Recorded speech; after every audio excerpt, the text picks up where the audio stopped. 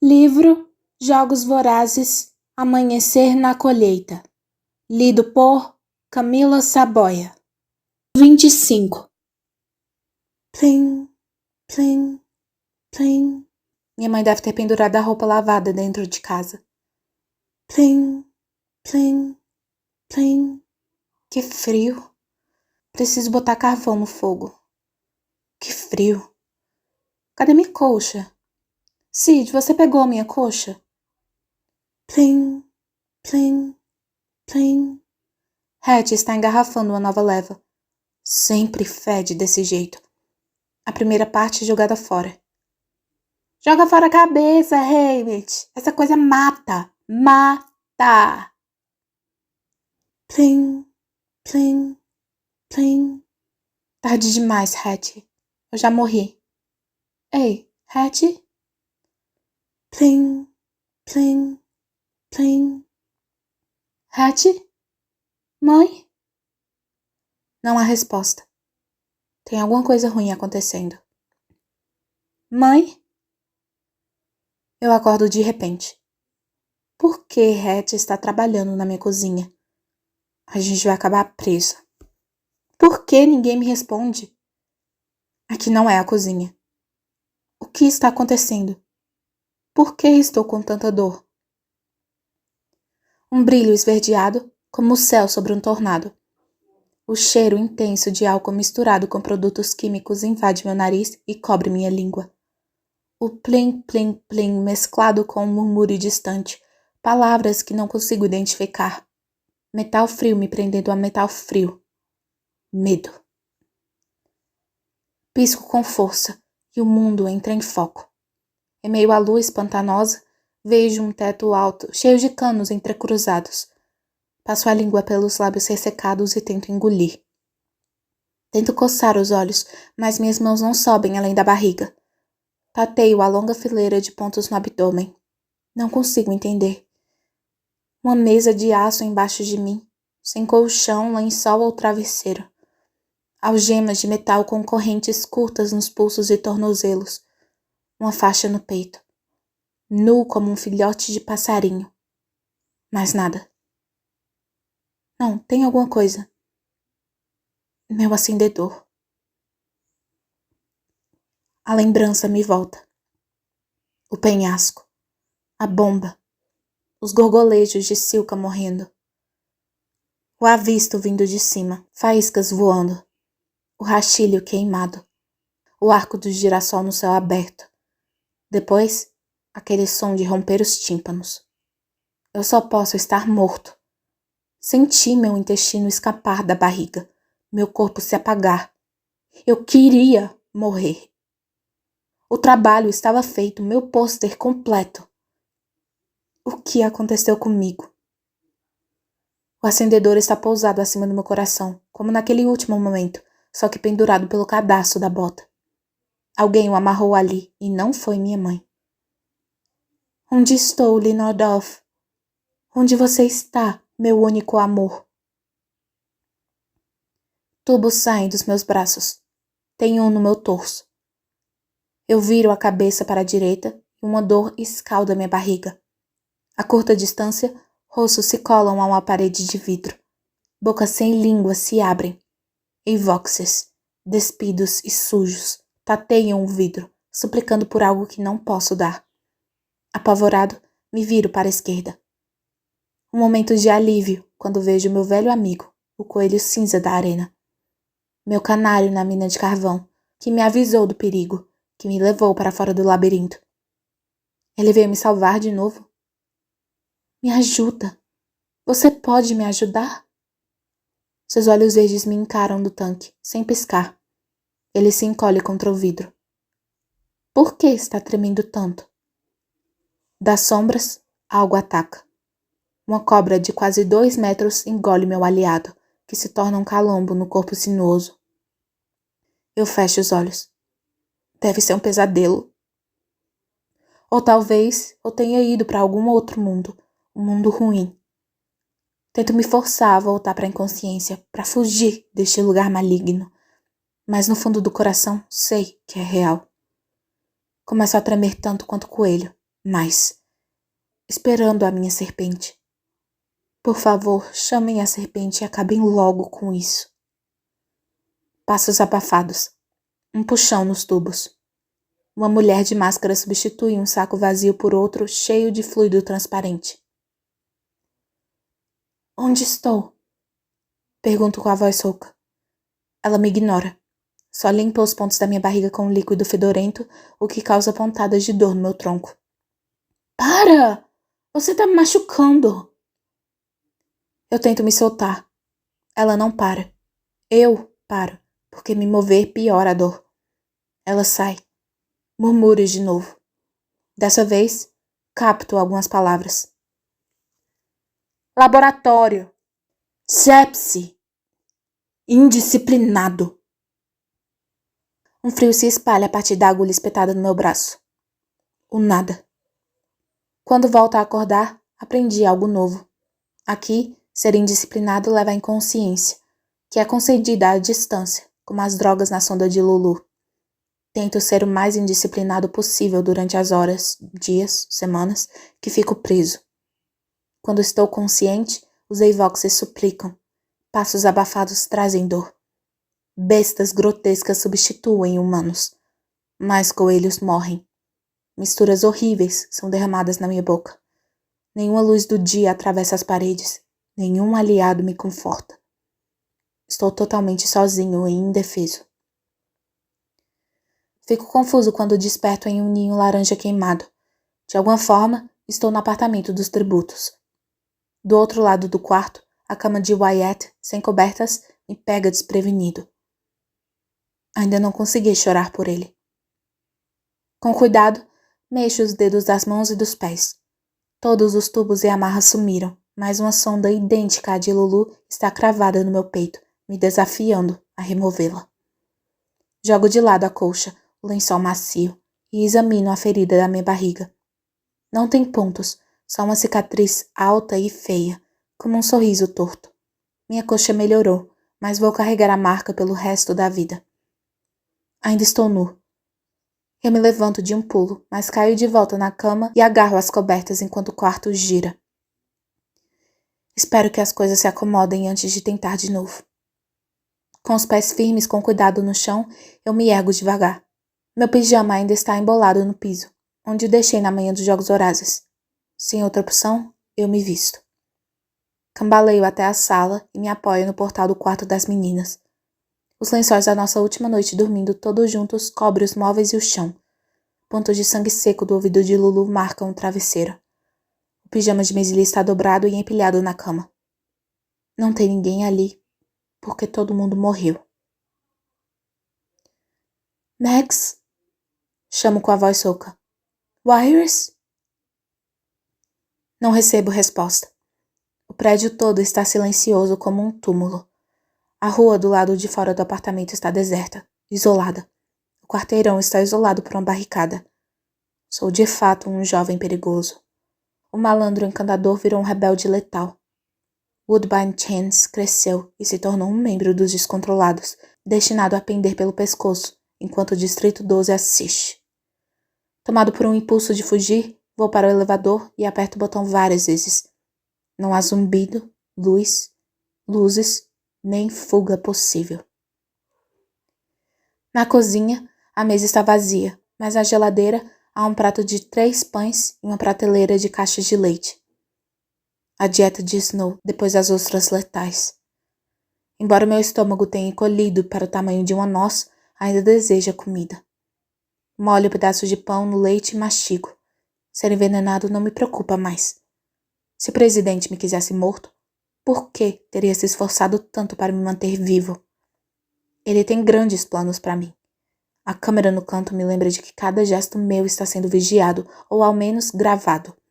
Não, a esta altura definitivamente vigiado. Olhos em mim 24 horas por dia. Não vão permitir que eu morra. Vou ser ressuscitado pela capital para o entretenimento deles. Talvez eu esteja até sendo transmitido ao vivo agora. Talvez, como vitorioso, eu nunca mais fique longe das câmeras. Exausto pelo passeio, volto para a cama e caio num sono agitado. Dias se passam. Eu faço meus próprios horários. Tenho todo o tempo do mundo para pensar nas consequências das minhas ações na arena. A obra de arte perfeita de Snow, que tentei destruir em toda chance que tive. Não tiro prazer nenhum disso agora, enquanto me pergunto quem está pagando o preço. Beatty, Max, Wires. É provável que todos estejam sendo torturados para revelar os nomes dos cúmplices. Os simpatizantes rebeldes que criaram bombas de girassol e colares de pavio. Os idealizadores dos jogos e pacificadores que ajudaram a deixar aquelas peças passarem. Espero que tenham poupado a minha equipe de preparação e F, que são peões da capital sem a menor ideia de nada. Duvido que alguém desconfie que Drusilla e Magnus Tift sejam simpatizantes, mas não ligo se for o caso. E Plutarch? Ainda não sei bem qual foi o papel dele nisso tudo, mas ele estava certo sobre o Sol e as bermas, e sem essa informação, teria sido impossível executar a missão. Ele é um aliado? Um infiltrado da capital? Ambos? Impossível saber. Não ouso pensar nas pessoas que amo lá em casa. Tudo o que fiz, todas as minhas escolhas, foi pensando que a minha morte os protegeria de qualquer mal. Snow garantiu isso na biblioteca. Com você fora da jogada, Lenore Dove e a sua família devem ficar livres para ter vidas longas e felizes. Como Beatty disse, se ele tivesse morrido, Ampertine ainda estaria vivo. Snow queria que ele sofresse o horror de ver a execução do filho, senão a situação perderia o sentido. Mas como Snow precisava de um vitorioso para seu perfeito massacre quaternário, acho que mudou de ideia sobre me matar. Para piorar as coisas, as transgressões de Beatty foram clandestinas, as minhas televisionadas para todo o país. Ou será que não? Não tenho ideia de como meus esforços foram editados ou apagados, de como as minhas jogadas foram exibidas. É possível que nada de significativo tenha ido ao ar, o que por um lado destruiria a eficácia dos meus pôsteres, mas por outro, talvez aliviasse minha punição. Sei de uma coisa. Desafiei Snow e seu massacre quaternário desde que pisei na capital. Mesmo depois da reunião particular na biblioteca, continuei sendo um rebelde. Se ele serviu ostras envenenadas a Incitatus Lume, o mestre do desfile, que banquete deve ter preparado para mim e aqueles que amo. Talvez uma semana tenha passado, de acordo com as mudanças na luz da rua. O confinamento solitário continua. O isolamento é quase mais assustador do que o laboratório sinistro. Você sabe que está encrencado quando começa a ter saudade do tempo que passou com Bestantes, mas sinto falta de companhia. Os pães endurecem, o leite começa a estragar, mas continuo comendo, movido pelo apetite voraz de um convalescente. Eu fantasio com comida. Ameixas frescas, purê de batata, cozido de coelho, bolo de maçã. Será que algum dia vou sentir o gosto de um bolo de maçã de novo? Improvável. Mesmo se voltar para casa, imagino que as comemorações da infância serão coisa do passado. Eu não vou estar em casa de verdade de todo modo. Vou morar na aldeia dos vitoriosos, com todas as maravilhas que Beatty mencionou. Eletricidade constante, ar-condicionado e aquecimento, privadas com descarga e toda a água quente que eu quiser ao toque de uma torneira. Nada de precisar bombear água e cortar madeira. Será como na minha prisão aqui. Talvez a comemoração da minha vitória tenha sido cancelada devido à minha rebeldia. Talvez eu simplesmente esteja sendo mantido preso até minha execução pública. A esperança é a última que morre. Começo a passar longos períodos na banheira. A toalha que joguei sobre a câmera foi removida e não me dou ao trabalho de botar outra no lugar. Eles apenas me drogariam e a removeriam também. Talvez me acorrentassem de novo. Não adianta. Fico horas mergulhado, repondo a água quente, vendo meus dedos das mãos e dos pés enrugarem, enquanto pedaços de carne morta se desprendem da cicatriz. Imagens da arena me consomem. Morte atrás de morte. As que não testemunhei, como o banho de sangue do início, eu imagino. Tento me lembrar dos outros 47 tributos e de Lulu. Usar o sistema de cores de Mesili ajuda um pouco, mas metade me escapa. O Distrito 5, o Distrito 8, praticamente esquecidos. A ausência de Wyatt me assombra no quarto, então levo a colcha para o sofá e monto o acampamento lá. A televisão, ignorando minhas tentativas com o controle remoto, começa a ligar e desligar sozinha. Sou presenteado com clipes de Jogos Vorazes antigos, editados especialmente para mim. Trechos sangrentos, adolescentes apavorados, desespero. Os antigos, que raramente passam na televisão da capital, são produções de baixo orçamento, que nem tentavam apresentar o espetáculo que marca o programa hoje em dia.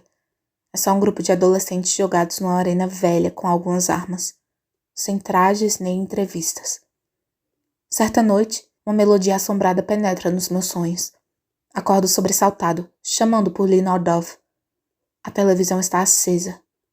Na tela, uma garota vestida em babados coloridos canta uma melodia familiar com letra desconhecida. Em pouco tempo, a 7 palmos vou estar. Em pouco tempo, você vai ficar sozinho. Quando tiver um problema, quem vai procurar? Não vai ter ninguém com você, amor, no seu caminho. Ela canta em um palco com um canário vagabundo, perante a uma plateia da capital com roupas antiquadas. A tia-avó Messalina e o tio-avô Cílio se encaixariam perfeitamente ali. Sua voz, seu sotaque, o jeito como os dedos passeiam pelas cordas do violão. É uma garota do bando, com certeza, mas não a minha. E fui eu que você deixou ver quando chorou. Conheço a alma que você luta para salvar. Pena que só a aposta que a colheita lhe tirou. O que você vai fazer quando a morte me levar? Fungadas da plateia. Alguém grita, bravo! As pessoas vão à loucura. A garota se curva e estende a mão para uma figura fora dos holofotes. A silhueta de um homem. Ereto, magro, cabelo cacheado. Ele espera um momento como se decidindo se deve se juntar a ela. Ele dá um passo à frente e a tela fica preta. A colheita, ela disse? Deve ser. Por que outro motivo uma garota do bando estaria na capital? Será que essa garota é a tal única vitoriosa do Distrito 12? De repente, tenho certeza que é. Faz sentido que Lee Nordov nunca queira falar nesse assunto. Ela conhece a história, mas é secreta demais, ou talvez dolorosa demais, para compartilhar até mesmo comigo. Pensa nos pontos de cor que Lee Nordov acrescenta às suas roupas, no azul intenso, no amarelo, no cor-de-rosa. Serão retalhos de vestido daquela garota. Um jeito de manter a memória dela viva. Que nome de cor aquela garota com roupa de arco-íris levou para a 10ª edição dos Jogos Vorazes? O que aconteceu com ela depois? Será que voltou para casa? Morreu naquele laboratório infernal? O que ela fez para ser apagada por completo? Quem foi o cara para quem ela se virou no fim da apresentação? Talvez seu parceiro de distrito, que deve ter morrido na arena. Parecia ser alguém de quem ela gostava. Ou talvez outra pessoa que estivesse apresentando um show. Um precursor de Flickerman.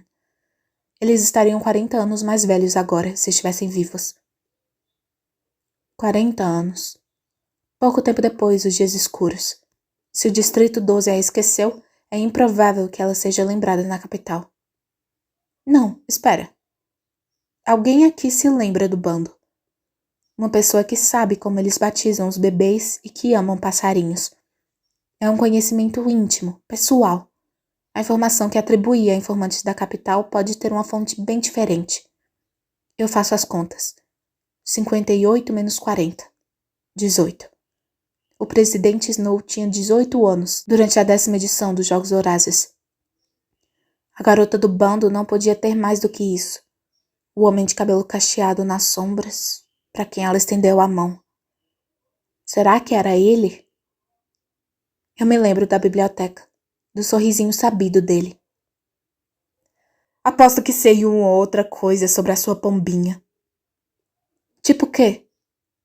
Que ela é uma coisinha linda de se olhar, que anda por aí usando cores fortes e canta como um tordo. Você a ama. E ela parece te amar muito. Só que às vezes você fica na dúvida, porque os planos dela não o incluem. Lee Nordov, o que eu fiz? Como você vai pagar por eu ter sobrevivido aos Jogos Vorazes? Perco a cabeça e jogo uma cadeira contra a janela, estilhaçando o vidro sobre uma mesa de gatinhos de porcelana. Depois, bato na grade com um abajur pesado. Continuo batendo até uma explosão de balas acima da minha cabeça tirar meu foco. 2 pacificadores fortemente armados surgiram do nada, os fuzis apontados para mim.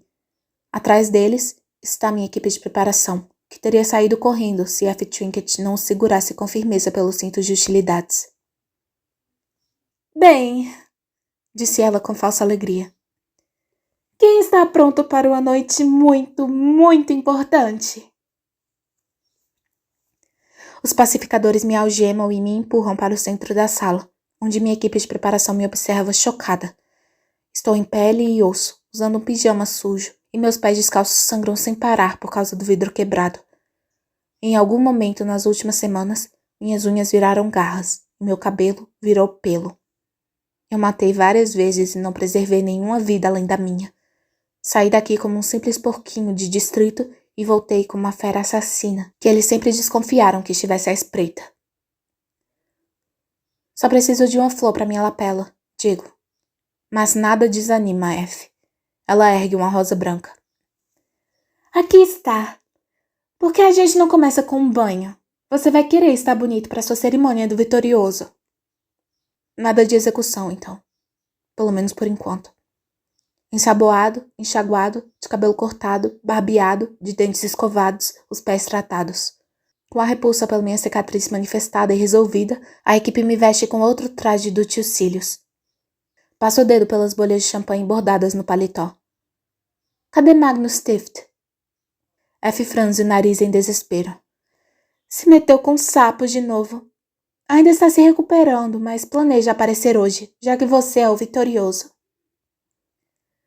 Vou contar para todo mundo que foi você que me vestiu. Por favor, não faça isso. Ela suspira. Magno daria um escândalo, e já é bem difícil ser uma Trinket. F coloca meu acendedor por cima da camisa. Tento enfiá-lo de volta embaixo da borda, mas ela resiste. Ele mandou deixar aqui, bem à vista. Magno? Pergunto. Não. Ela corta o caule da rosa, enfia em uma casa de botão e dá um tapinha nela. Ele. F dá um passo para trás. Você está muito apresentável. Lembre-se, mantenha a atitude positiva. Apesar das roupas chiques, sou algemado e transportado na van, que parece escura e desolada sem Maisily, Wyatt e Lulu. Nada de bastidores para mim dessa vez.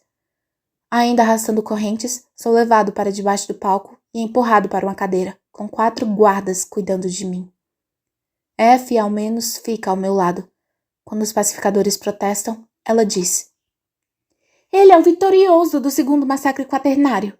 Drusilla e Magno não estão disponíveis. Alguém tem que ficar com ele para honrar sua conquista.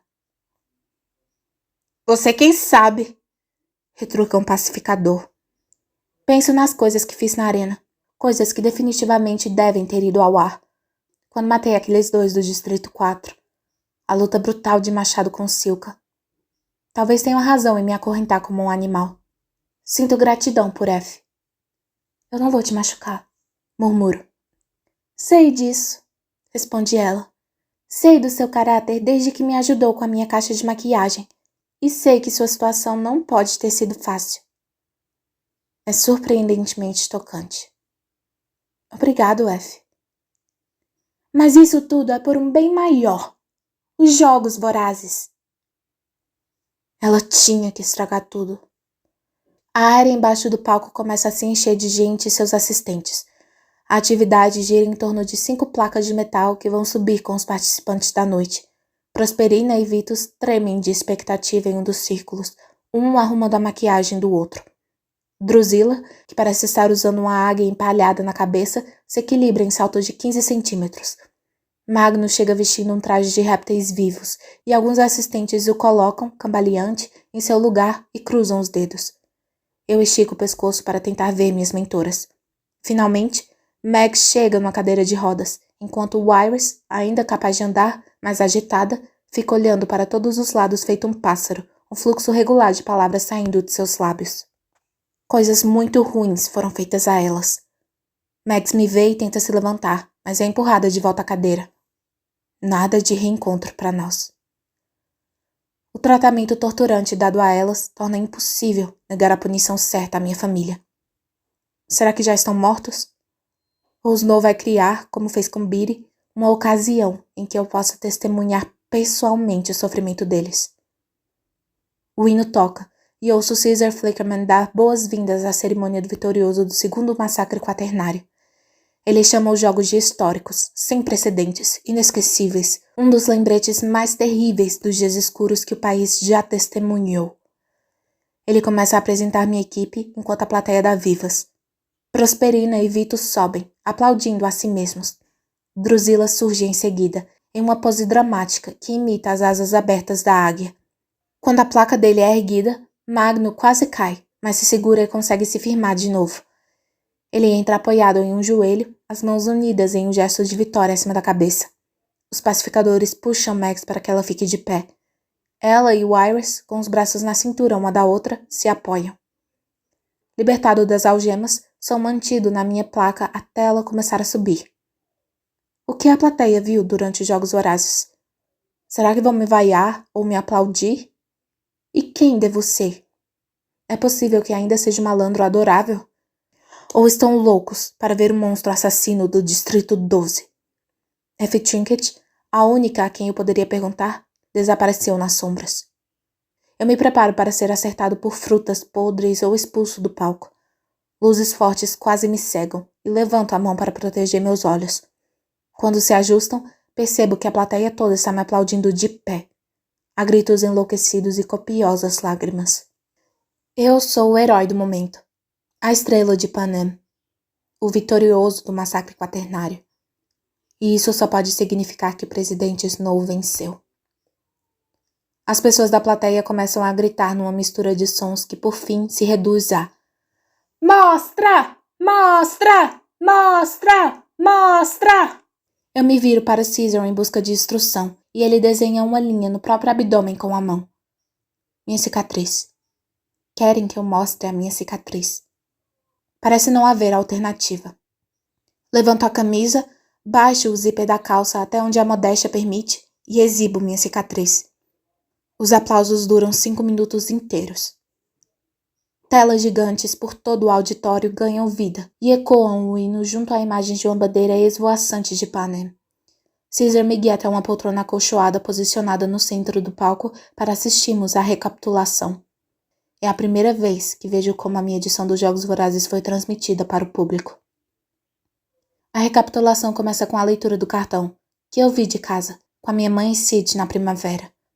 Uma garotinha toda de branco, a própria imagem da inocência, levanta a tampa de uma caixa de madeira cheia de envelopes. A imagem é ampliada, fazendo surgir na tela o presidente Snow, que diz: E agora, para honrar nosso segundo massacre quaternário, nós respeitamos os desejos daqueles que arriscaram tudo para trazer a paz à nossa grande nação. Ele se curva, seleciona com cuidado o envelope marcado com o número 50 e lê o cartão. No 50º aniversário, como lembrete de que morreram 2 rebeldes para cada cidadão da capital, todos os distritos terão que enviar o dobro de tributos para os Jogos Vorazes, 2 garotas e 2 garotos.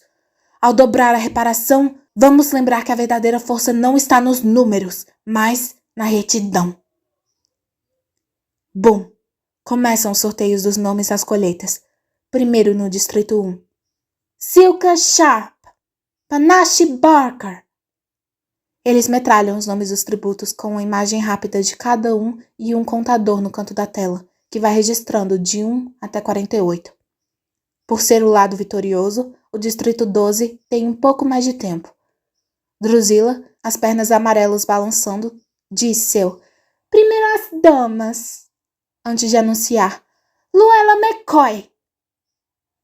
Minha queridinha sobe ao palco. Maisie Lee Donner. Lá estão Maisie Lee, Mary Lee e Asterid, se abraçando na multidão, uma das despedidas lacrimosas capturadas por Plutarque. E o primeiro cavalheiro que vai acompanhar essas damas é Wyatt Callow. Mostram Wyatt brevemente, depois Drusilla chama meu nome. A recusa de Lenordov de se manifestar não entrou nesta versão. Não foi chorosa o suficiente para Plutarque e mostra o bando demais para o gosto de Snow. Mas também não tem a minha mãe nem Sid. A omissão me causa arrepios. Por que as imagens gravadas por Plutarque não aparecem? Senhoras e senhores, vamos dar as boas-vindas aos tributos do Distrito 12 na 50ª edição dos Jogos Vorazes. Diz Drusilla, como se desafiasse meu distrito a fazer qualquer outra coisa. E que a sorte esteja sempre com vocês. Sou obliterado por uma chuva de confete. Quero gritar a verdade. Um garoto levou um tiro na cabeça. Pessoas no 12 foram alvejadas. Minha colheita foi armada. Mas só fico ali sentado, mudo, irradiando submissão implícita. Snow me tem na palma da mão e sabe disso. Incitatus Lume não poderia ter criado um desfile melhor. A preparação frenética dos bastidores não aparece, só uma sequência majestosa e organizada dos tributos. Tem uma imagem aérea final de todas as 12 carruagens seguindo pelo caminho em perfeita sincronia, que termina uns 15 segundos antes daquela bombinha azul explodir e transformar o evento em caos.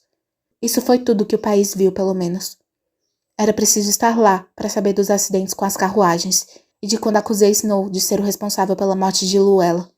O que, é claro, não aconteceu, porque, olha, está na hora das entrevistas e os 48 tributos estão presentes. As imagens dos carreiristas foram editadas para que eles parecessem mais inteligentes, as dos novatos para que parecessem menos unidos. Alguém mais repara nisso? Lulu é reduzida a uma garota usando um réptil vivo como acessório. As falas memoráveis de Maisie Lee e de Wyatt são ignoradas, e meu diálogo com Caesar é sarcástico. E então, Haymitch, o que você acha dos jogos terem 100% a mais de competidores do que o usual? Não vejo muita diferença nisso. Eles vão continuar 100% tão estúpidos quanto sempre foram, de modo que imagino que as minhas chances serão mais ou menos as mesmas. A plateia ri, e eu abro um sorriso que me confirma como um cretino arrogante e egoísta, sem menção ao meu apoio aos novatos, sem a minha tirada sobre fazer bebida para os pacificadores. O malandro é só um babaca. Agora estamos subindo para a arena. A sequência de abertura é uma carta de amor aos idealizadores dos jogos, na qual somos deslumbrados com a beleza da flora e da fauna. Para mim, as imagens trazem à mente o cheiro enganosamente doce e intoxicante daquele ar.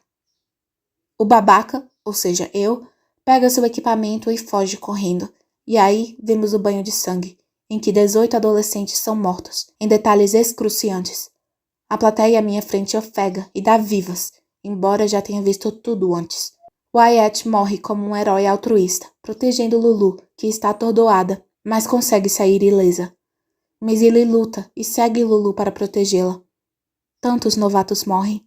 2 pombinhas, os garotos do Distrito 7, todos do 8 e do 9, Lenny, a garota do 10, Tyle, do 11. Com Wyatt, são 16. As únicas mortes de carreiristas são um garoto e uma garota do Distrito 5. 18 no total. Ah, oi de novo, babaca. Claro, leve o tempo que precisar. Recupere o fogo na pedra. Olha a mochila. Não se preocupe com os novatos, eles que se virem. Ah, olha que bosque bonito. Vamos dar uma bela caminhada. Alguns de nós passam mal quando as frutas e a água venenosa entram em ação. Cará, do Distrito 1, e Urchin, o garoto do 4 que me derrubou da carruagem, se contorcem até a morte. Isso leva aos 20 tributos que vi no céu na primeira noite. O resto dos carreiristas se juntou na montanha de topo nevado. Até esse momento, penso que a recapitulação foi um registro justo do que ocorreu na arena. No segundo dia, porém, as coisas começam a ficar estranhas. Em um momento, Maisie Lee, sozinha, mata o garoto do Distrito 1, Lupe, o que acredito que seja verdade porque ela me contou. Muitos tributos ainda estão se recuperando do veneno, e o grupo dos carreiristas caça os novatos. Isso também parece provável. Mas o relato do que aconteceu comigo no bosque começa a ser modificado quase que de imediato. As linhas do tempo estão misturadas. As conexões enganam. É menos uma mentira descarada e mais por omissão. Por exemplo, eu me vejo lutando com esquilos, apesar de só terem aparecido no 3º dia, quando tentei salvar Empert. Só que ainda nem nos encontramos, então pareço estar tentando salvar minha própria vida. Mostram Lulu ofegante nas flores, só que não estou por perto. Mais tarde, Apareço correndo das borboletas, sem nenhum vislumbre de como fugir carregando o corpo dela, me escondi nos salgueiros e levei choques como punição.